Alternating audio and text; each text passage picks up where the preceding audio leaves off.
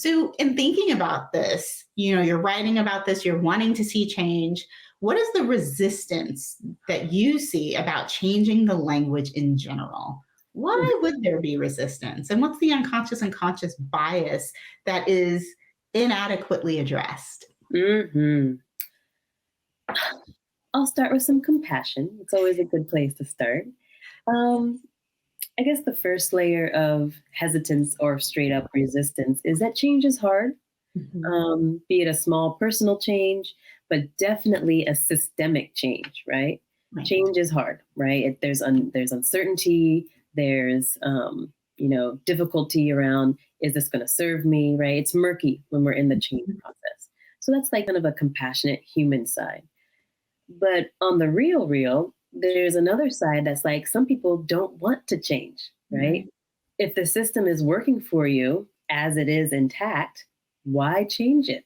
And even more, I'm going to fight to protect it the way it is, right?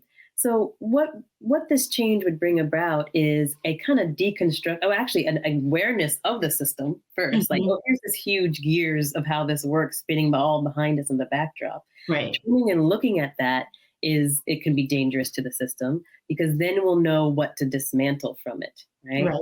And so when something can remain invisible, it can probably keep going humming as it wants to. So some people don't want to change. And then from there, some people don't want the accountability to change, right? I have to change the way I think. I have to change the way I act. I might have to change how I spend my money or how I interact with people or how I allow people to interact with me. So there's reasons why people don't Mhm. want to change. I But think, go ahead. no, you first. I was just thinking of the whole NIMBY, not in my backyard, where there are advocates and proponents for change, so long as it does not impact them in their space. And I think that's something that you're also speaking to, that we're seeing in a language based, experience. Like, there are a lot of people who are proponents for change until it comes to the close, individual. close to home. Right. And am I right that NIMBY is mainly around homelessness programs and the unhoused? Yeah, Hmm. Hmm.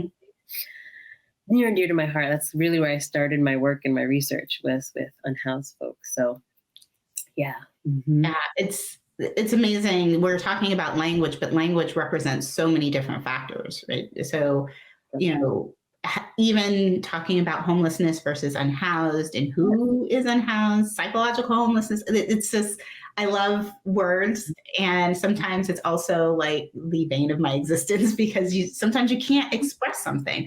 So I totally appreciate that, the being able to address, like, from a compassionate standpoint, how difficult change can be, but then also addressing the real issue of how change is complicated and some people don't necessarily want to change.